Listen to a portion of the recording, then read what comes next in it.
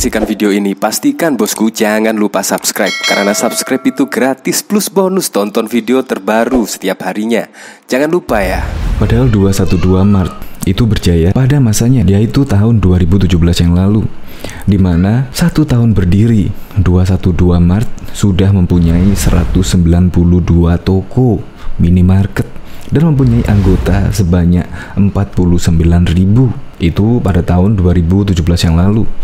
Nah, gimana ya kira-kira kabarnya sekarang ini? Nah, pada tahun 2021, yaitu mulai terbongkar tentang investasi bodong dan lain sebagainya. Dan bahkan di Medan dari 12 toko sekarang menjadi 5 toko karena yang lainnya disebutkan bangkrut. Nah, malah sekarang ini saya ketika main Twitter, tak taunya Eko Kuntadi memosting sebuah foto yaitu 212 Maret tutup dan akan dijual. Ditulis di situ dijual cepat, nego sampai jadi. Hubungi nomor yang bersangkutan. Wah, berarti kira-kira 212 Maret itu sudah mulai bangkrut kali ya. Karena pada Mei tahun lalu 2021 ya banyak gembar-gembor bahwa 212 Maret sudah mulai banyak yang bangkrut sih. Apakah benar kira-kira 212 Maret bangkrut? Coba kita lihat komentar-komentarnya di sini. Ada yang bilang kayaknya ini di Samarinda deh. Ini dari Nanda Strand. Di tempatku udah bangkrut, tempat sering tutup. Aku malah lebih milih Alfamart di sebelahnya. Sekarang Mart 212 juga karena rugi. Mungkin kalau bikin PT Demo malah maju. Di dekat rumahku ada 212, kini seberangan sama Alfamart. Tapi tetap yang rame Alfamart, padahal yang 212 gratis parkir, Alfamart bayar. Lihat beberapa minimarket 212 di daerah saya seolah-olah hidup segan mati, tak mau sekarat, padahal basis terbesar gerombolannya ada di sini Jawa Barat. Ya, dari komentar-komentarnya sih ada yang bersebelahan dengan minimarket 212 Mart, tapi dia memilih ke Alfamart atau minimarket yang lainnya. Dan juga banyak yang ngomong jika toko 212 Mart dalam komentarnya tersebut banyak juga yang tutup di daerahnya.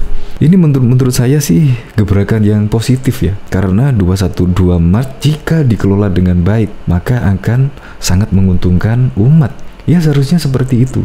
Daripada demo mending membuka usaha. Ya kalau manajemennya bagus kemungkinan 212 Mart akan melebarkan sayapnya di seluruh Indonesia mungkin ya. Tapi karena manajemennya menurut saya sih kurang bagus kali ya, akhirnya banyak yang gulung tikar. Untuk lebih lengkapnya simak berita berikut ini, Good News Indonesia. Minimarket berlabel 212 atau yang dikenal dengan 212 Mart telah meluncurkan toko pertamanya pada Mei 2017 lalu. Setelah 15 bulan atau 1 tahun lebih berdiri, usaha retail berbasis umat itu sudah memiliki 192 toko. Direktur Eksekutif Koperasi Syariah 212, Ahmad Juwaini, mengatakan sebenarnya Koperasi Syariah ini sudah berdiri sejak 19 bulan lalu, tapi peluncuran toko pertama baru Mei 2017. Dia bilang, dari 192 toko yang dibangun, sebanyak 108 toko berada di Jabodetabek, sementara sisanya berada di luar daerah itu, kata Ahmad dalam forum discussion group di Kantor Pengawasan Persaingan Usaha KPPU, Jakarta pada Selasa 29 Agustus yang lalu. Ahmad bercerita, sejak awal pembentukan 212 Mart menggunakan sistem koperasi syariah. Karena itu, badan hukumnya pun berbentuk koperasi syariah. Dia bilang, dalam pelaksanaannya perluasan toko ini bukan membentuk waralaba atau franchise, tapi koperasi berjamaah. Karena itu, 212 Mart dibantu oleh koperasi yang minimal anggotanya 100 orang. Karena itu, hingga saat ini, 212 Mart hanya bersedia bermitra dengan anggota koperasi syariah, tidak dengan perorangan. Dia menyebutkan ada 3 syarat yang diajukan koperasi jika ingin bergabung. Pertama, mitra merupakan investor. Kedua, mereka terlibat menjadi pengelola usaha sejak awal. Ketiga, mereka harus menjadi pembeli dari toko 212 Mart. 3 muatan itu yang kami state dalam perjanjian dengan mitra. Kedua, kami sudah buat statementnya juga, minimal space 20% untuk UMKM di toko. Kalau space tokonya lebih besar, space UMKM-nya bisa ditambah. Ada juga toko yang area display UMKM-nya sampai 50%, jelas dia. Selain itu, 212 Mart juga ingin menjadikan jaringan toko mereka sebagai toko kulaan dan grosir bagi warung-warung sekitar, kata Ahmad. Susunan kerangkanya sudah disusun tapi masih dikembangkan lagi.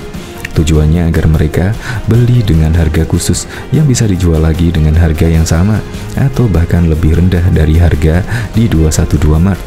Ini sistem terbaru yang kami sedang siapkan. Kami terus memperbaiki, belajar berjalan. Kami sedang cari bentuk dan harus berlangsung, jelas dia. Adapun terkait sistem keuntungan yang digunakan dalam 212 Mart menggunakan skema bagi hasil. Awalnya di tahun pertama mereka membayar fee dari penggunaan brand 212 Mart. Di tahun pertama pakai fee 7 bulan pertama. Tapi Januari 2018 kita bagi hasil. Suara dalam rapat anggota diputuskan diubah jadi kebagi hasil, katanya. Kini anggota koperasi 212 Mart sudah 49.000 orang. Hampir semuanya berbadan hukum koperasi. Hanya 1-2 yang bentuknya PT, tapi yang diwakili oleh 100 orang karena basis kepemilikannya. Diketahui juga 212 Mart di Medan nyaris bangkrut. Kini gerai yang beroperasi tinggal 5 unit lagi. Gerai 212 Mart hadir di kota Medan sejak tahun 2017 silam. Kala itu, di kota Medan gerai 212 Mart ada 12 unit di berbagai lokasi. Namun seiring berjalannya waktu, gerai 212 Mart tak berumur panjang.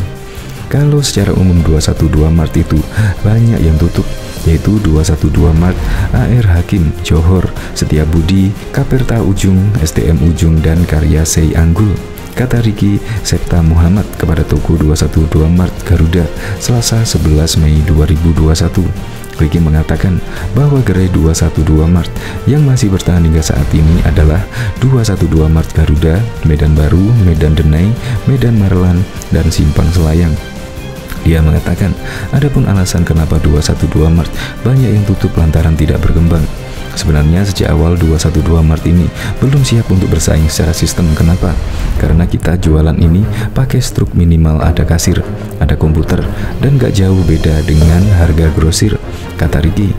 Hanya saja, lanjut Riki, beda 212 Mart dengan gerai lain di masalah struk. Kita bedanya ada keluarkan struk, karena kita masuk barang pun masih diinput secara manual. Karena kalau tidak diinput kita tidak bisa jualan, ujar Septa. Penyebab 212 Mart di Medan nyaris bangkrut, menurut Septa, kalau yang menginput data-data tersebut tidak kompeten, maka hal ini seringkali membuat gerai akan tutup. Bahkan untuk pelaporan keuangan tidak jelas dan tidak dikatakan sistemnya tidak aman. Sehingga ketika 212 Mart dikelola oleh orang yang kurang lama, pasti membuat gerai tidak dapat